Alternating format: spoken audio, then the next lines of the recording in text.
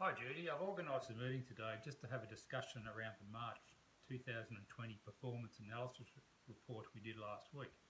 Overall, I feel that the results were pretty good, but I wanted to look at these negative variances and focus on them in a bit more detail.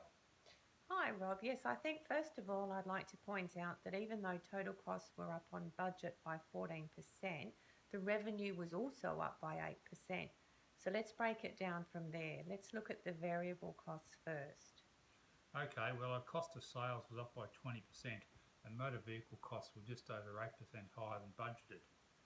In dollar terms, the cost of sales overrun was $4,000, and I think a lot of this can be attributed to an interruption to our usual procurement activities.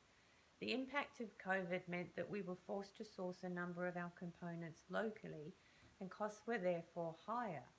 On a side note, though, we did find that there was a corresponding increase in quality. I also wanted to point out that the budgeted margin for cost of goods sold was 40%, and the actual came in at 43%, so not too much of a difference.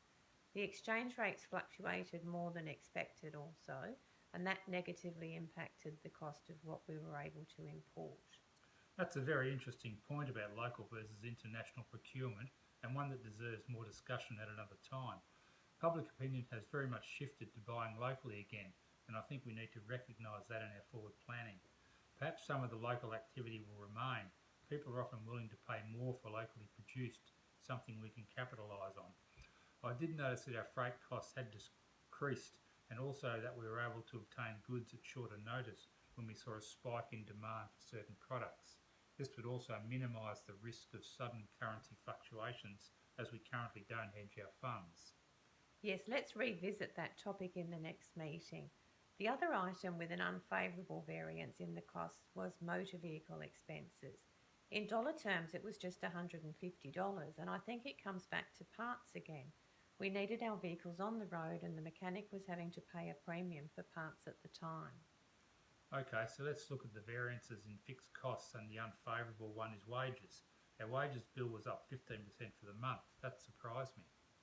In dollar terms, again, that was $600 higher than budgeted and not too severe a variance as a percentage of revenue.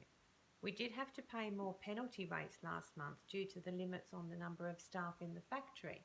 We introduced a temporary roster including an afternoon shift to compensate. That's what caused the spike. Well, that seems to have covered it for now. You've answered my queries regarding the report and what we saw in March. I do think we need to continue to monitor these particular items very closely though. And yes, let's plan for a separate discussion around procurement and see what we can brainstorm during that session. Great. I'll go ahead and organise that for next week. Thanks, Rob. Thanks, Judy.